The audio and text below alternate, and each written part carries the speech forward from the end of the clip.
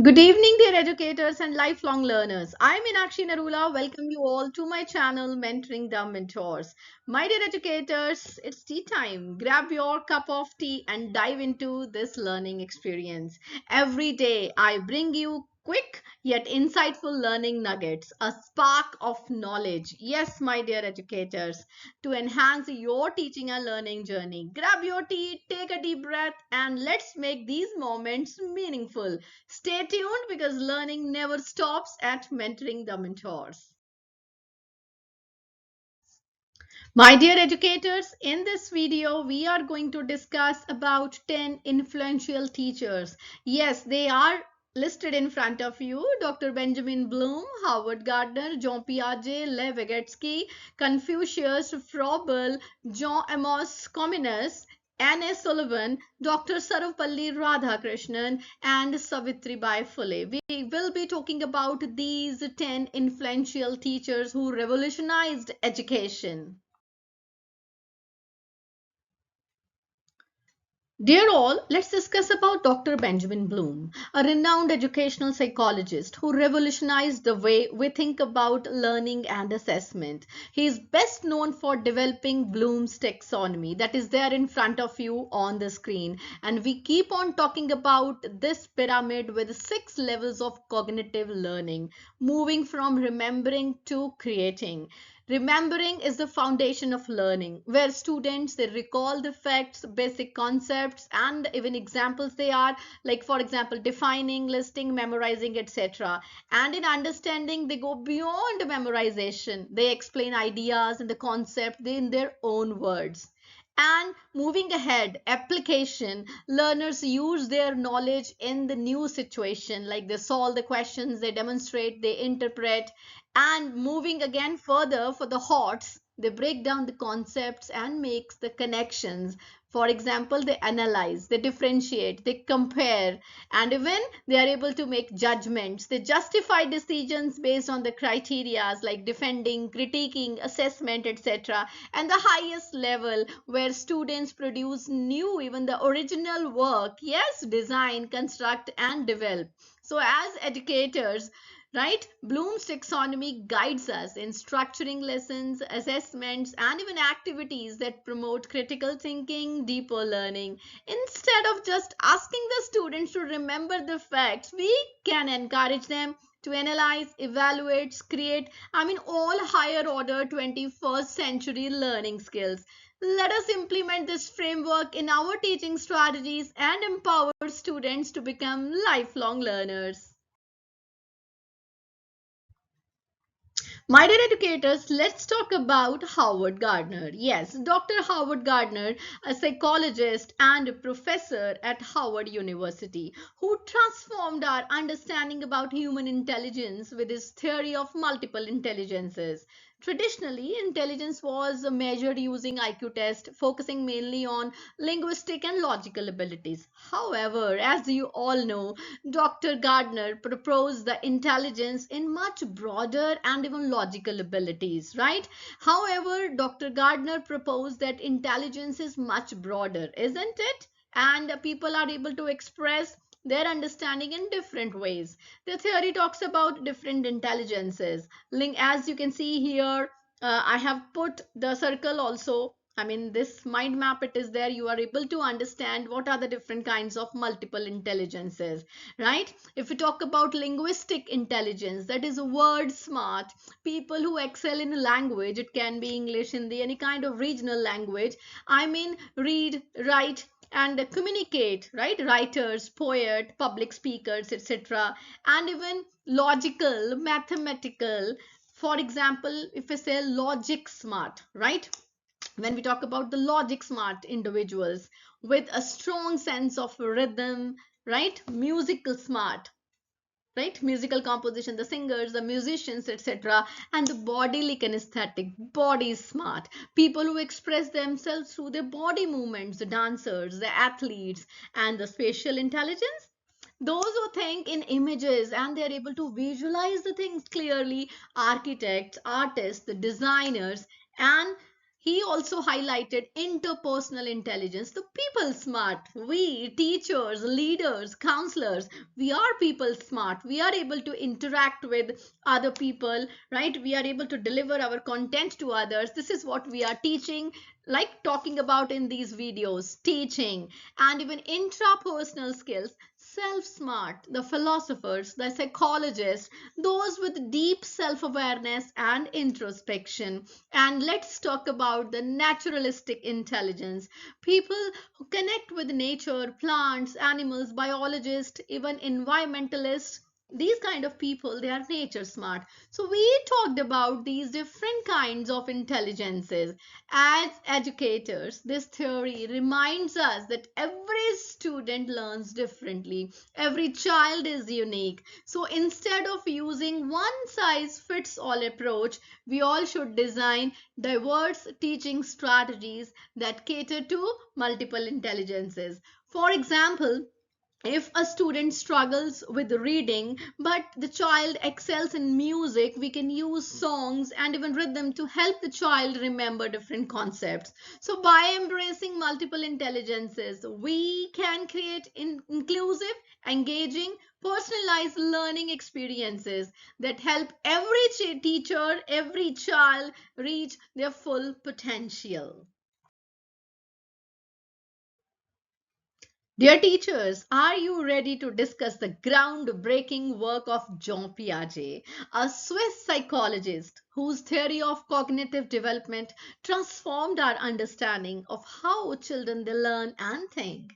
Piaget believed that children are not just small adults but develop thinking skills, right? Through distinct stages. He observed that their understanding of the world evolves gradually as they grow and they interact with the surroundings. Piaget's four stages of cognitive development.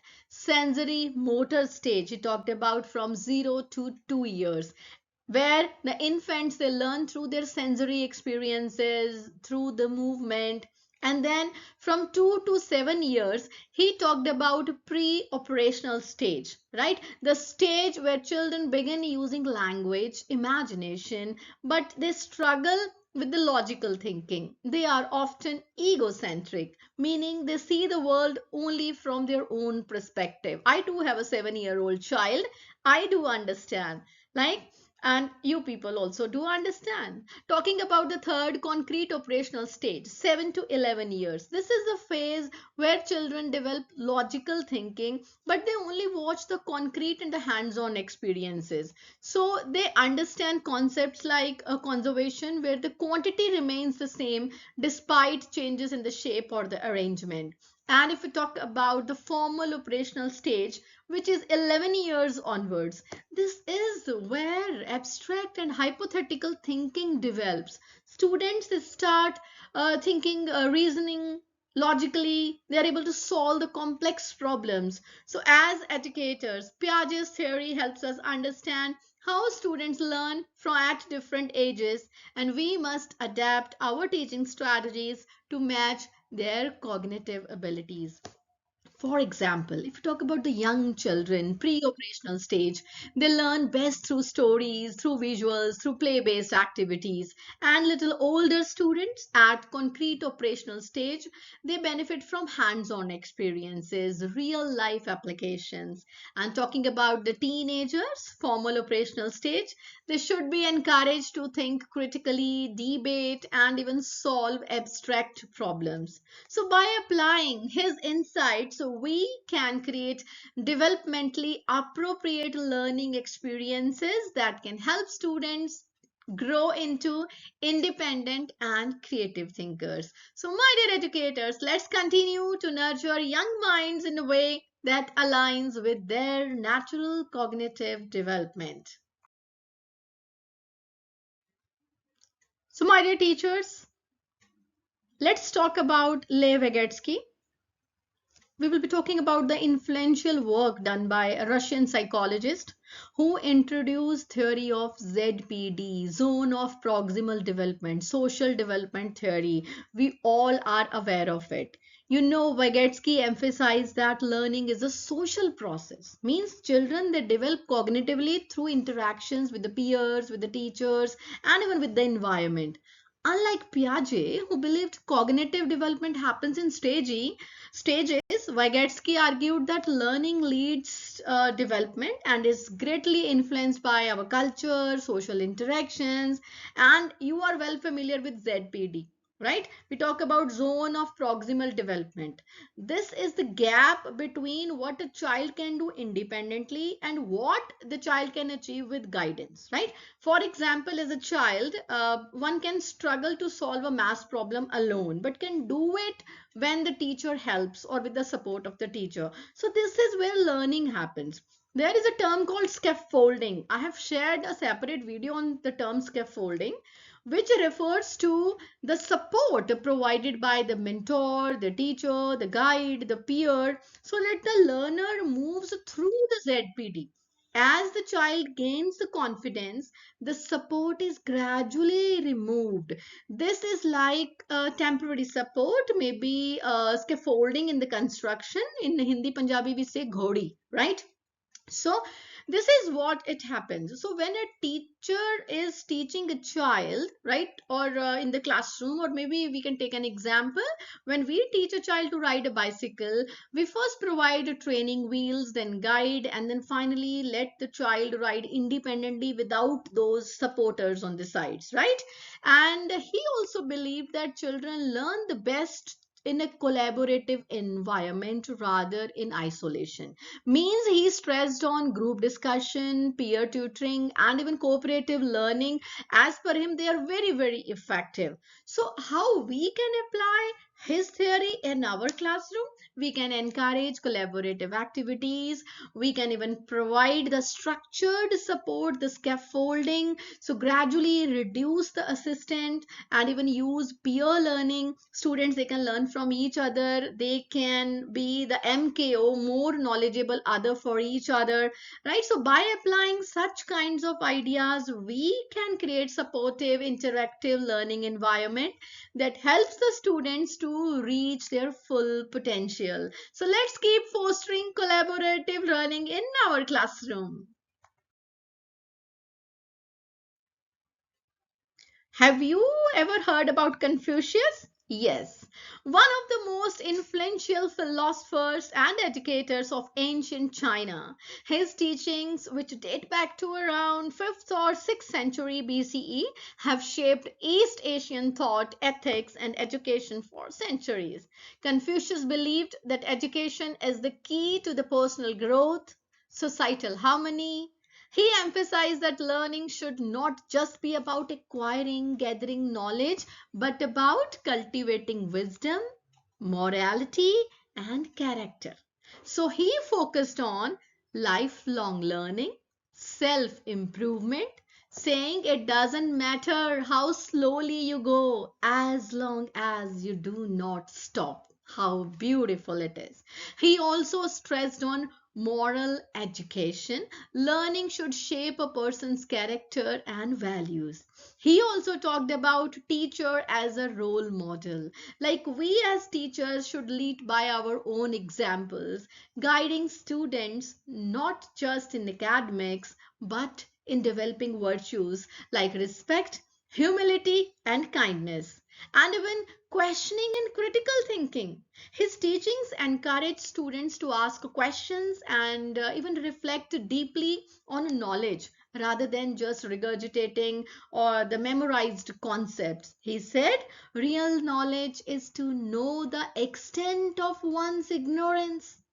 So he also played a huge role in shaping respectful student-teacher relationship, promoting discipline and harmony in education. Now the question arises how we can apply the same in our classes. We can foster a culture of respect and discipline in the class. We should encourage lifelong learning by making our students independent thinkers, And even we can emphasize ethics and values along with academics. We can encourage students in critical thinking rather than rote memorization. So, Confucius believed that education has the power to transform society.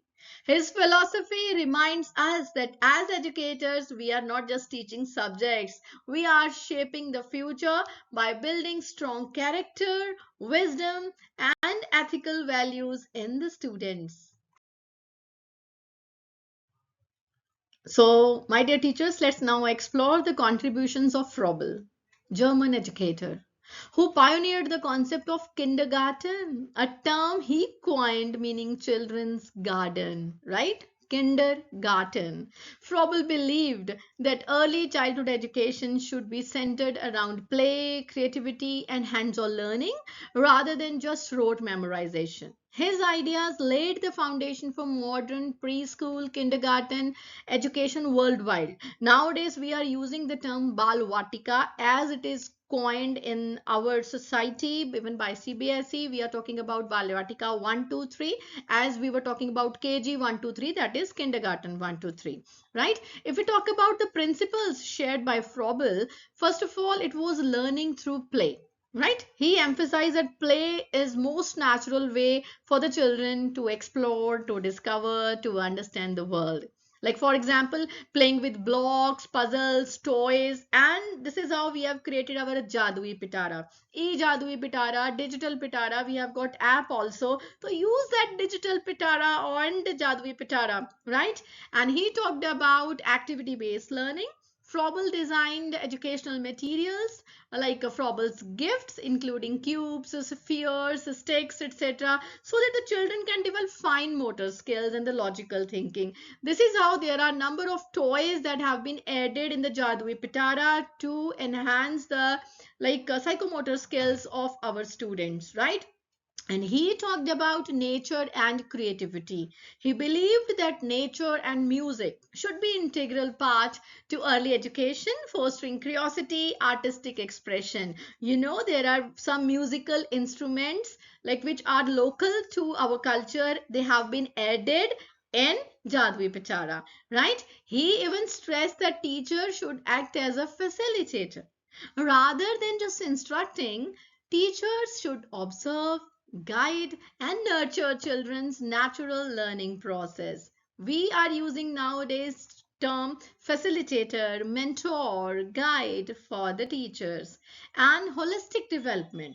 You all know, you all I have been talking about holistic progress card. I have shared number of videos on my channel.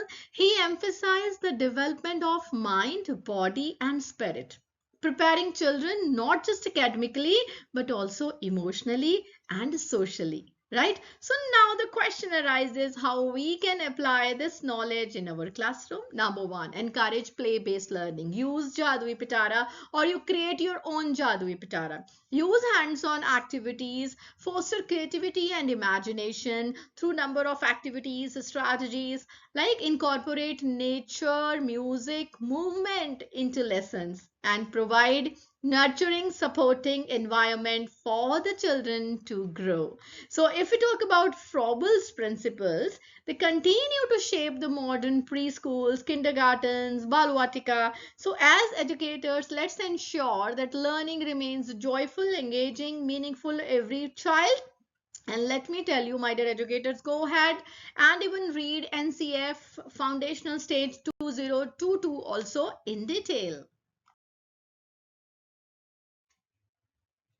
My dear teachers, let's explore the contribution of John Amos Comenius, right? A philosopher and theologian and educator who is widely regarded as the father of modern education.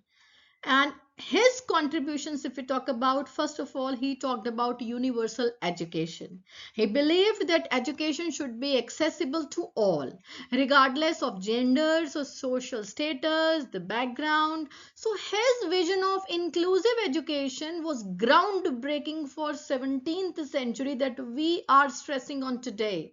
So learning through senses is also talked about, the more the senses are involved, the better will be the learning. So as per him, we learn best when we engage multiple senses. Rather, he also talked about using pictures, object, real life experiences to explain the concepts.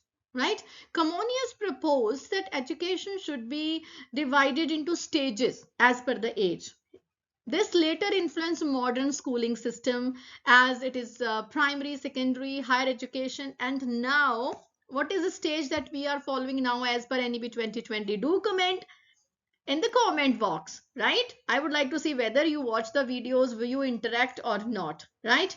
And even he talked about using illustrations in the textbook, images, as I am also using the same in the PPT, right? He talked about that illustrations book, right? And his book Orbis Pictures, the world in pictures, which is considered the first illustrated children's textbook, right? And he talked about child-centered education. He advocated for gentle, encouraging approach to teaching rather than strict discipline, right? That was followed when I was even in school, right? Strict danda parade, it was there, right? And how can we apply communist ideas today? Are we doing it? Right? Number one, inclusive education. CBSE has been promoting inclusive education. Ministry has been promoting inclusive education. They're like it should be accessible to all. Accordingly, we have to make the arrangements in our schools, right? And encourages experiential learning. Do attend 2 days training program by CBSE on experiential learning, right? Use of visual aids in interactive teaching material, art based learning. Go ahead and explore arts integration. You know, this year's theme was also by CBSE for trainings. This theme was arts integration. Nowadays also a number of trainings they are going on. Go attend those training, right? And even we can structure education to match the students developmental stages. Let me tell you, even just would like to give you an example for arts integration, and even for these 4 stages, CBSE has also divided entire years, the different quarters it dedicated to the different stages, right? So how we can do, we have to incorporate such kinds of strategies, right? So that we can make learning holistic, accessible and meaningful for every child. Dear teachers, let's talk about N. Sullivan, the teacher who transformed life. Yes, today we honor N. Sullivan, an extraordinary educator who is best known for her groundbreaking work in teaching Helen Keller, a deaf, blind student who went on to become an author, activist, and inspiration for millions. His story is a testament to patience, perseverance, and the power of a dedicated teacher. Despite facing hardships in her life, losing her vision at a young age, and growing up in difficult circumstances, she became a symbol of transformative education. Now, how did Anne Sullivan teach Helen Keller? You know, she used finger spelling, tracing letters into Helen's hand to help her associate words with objects, right? And for example, she famously spelled water while pouring water on Helen's hand, helping her understand language for the first time. So she adapted her teaching to Helen's abilities using touch, movement, and repetition instead of traditional verbal instructions. So Sullivan maintained a firm yet loving approach, setting high expectations while providing emotional support. She nurtured Helen's curiosity and self reliance, ensuring she could communicate and learn beyond the basics. So, what are the lessons from Anne Sullivan's teaching approach? First, every student can learn. We must find the right approach to unlock their potential. Patience and perseverance. They are the keys in education. Innovative teaching methods. They can transform the lives of learners with special needs. A strong teacher student relationship fosters confidence and independence. So, her unwavering dedication changed the life of one student, but her story continues to inspire educators worldwide. As teachers, We should have the power to make a lasting impact on our students' life, just like she did.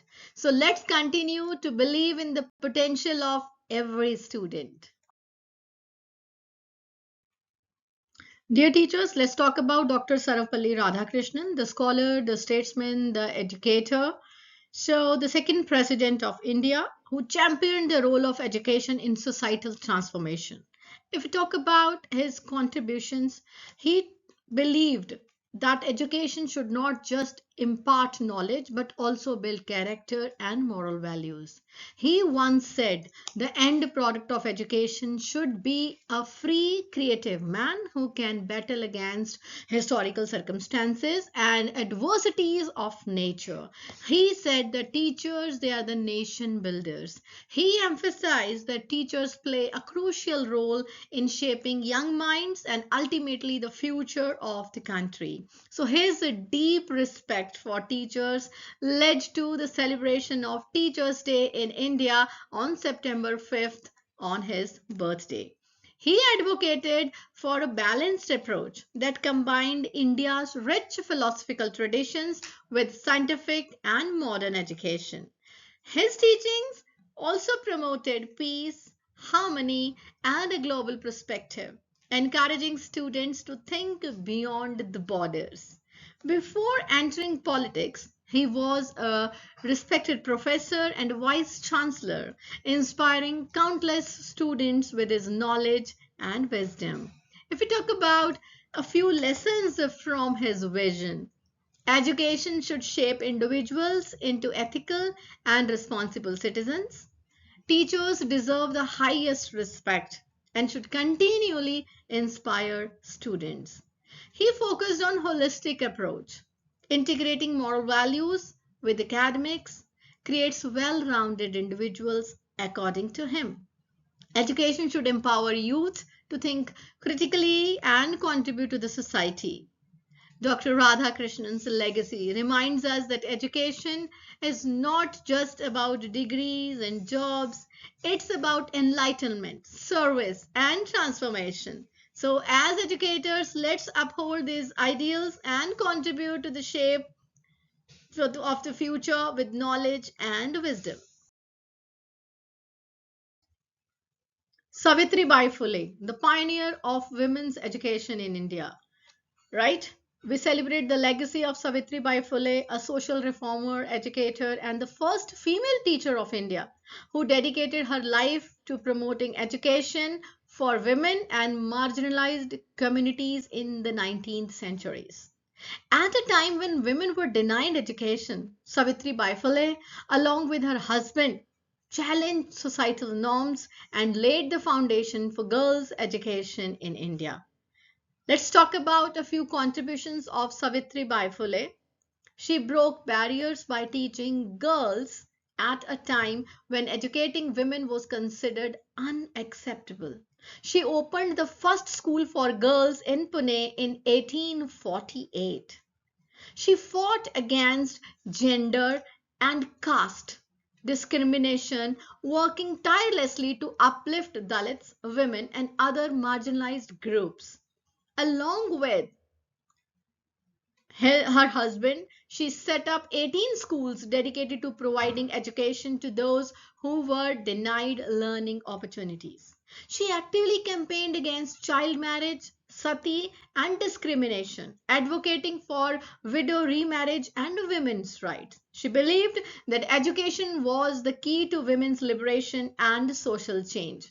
If we talk about a few lessons from Savitri Bhai Phule's vision, first of all, its education should be accessible to all. And the next one, teachers have the power to break barriers and transform society. Gender equality in education is essential for national progress, and education empowers individuals to challenge societal injustices. Savitribai Phule's courage and determination opened the doors of education for millions of women in India. Today, as educators, we must carry forward her mission by ensuring inclusive and equitable education for all. Let's honor her contributions by continuing to empower, educate, and inspire future generations. So, thank you, my dear educators, for watching Mentoring the Mentors. Stay tuned, like, subscribe, and share. And do share your valuable comments in the comment section. Till then, bye bye. See you tomorrow again at 4 p.m.